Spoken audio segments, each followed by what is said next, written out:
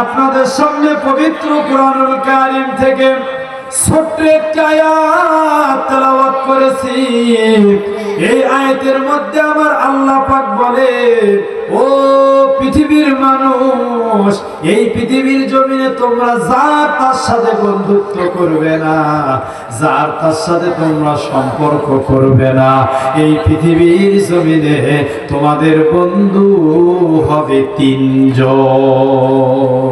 কয়জন? কার সাথে বন্ধুত্ব করব, কার সাথে সম্পর্ক করব,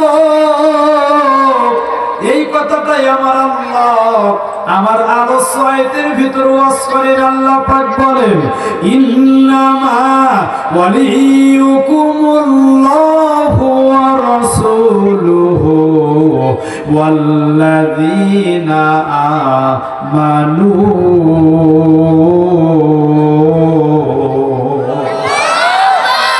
আল্লাহ পাক বলেন, ও পৃথিবীর মানুষ, এই পৃথিবীর জমিনে তোমাদের বন্ধু হবে তিনজন।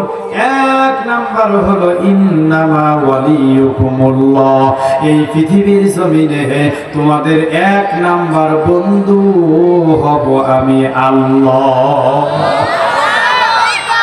বলেন তো, আপনার আমার বন্ধু যদি আল্লাহ হয়ে যায় কোনো ভয় আছে? টেনশন আছে?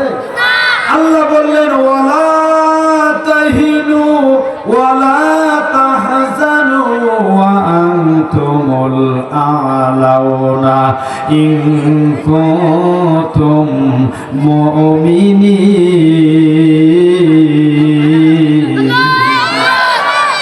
আল্লাহ পাক বললেন, শোনো, তোমরা যদি মুমিন হও তোমাদের কোনো ভয় নাই, তোমাদের কোনো টেনশন নাই। একটু চিৎকার মেরে বলুন তো ঘোষণাটা কার?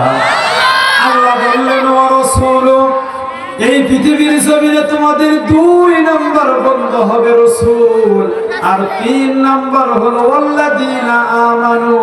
পৃথিবীর সবাই নয়, যারা ঈমানদার তারাই হবে তোমাদের বন্ধু। চিৎকার মেরে বলুন মারহাবা। বন্ধু কয়জন? এক নাম্বার, দুই নাম্বার, তিন নাম্বার হলো ঈমানদার।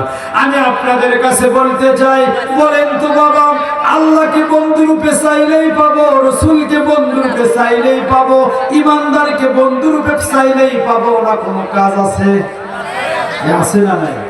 কিন্তু আমরা যারা আছি আমরা সবাই চাই আল্লাহ, রাসূল, ঈমানদার যেন আমাদের বন্ধু হয়ে যায়। এটা আমরা চাই কি চাই না?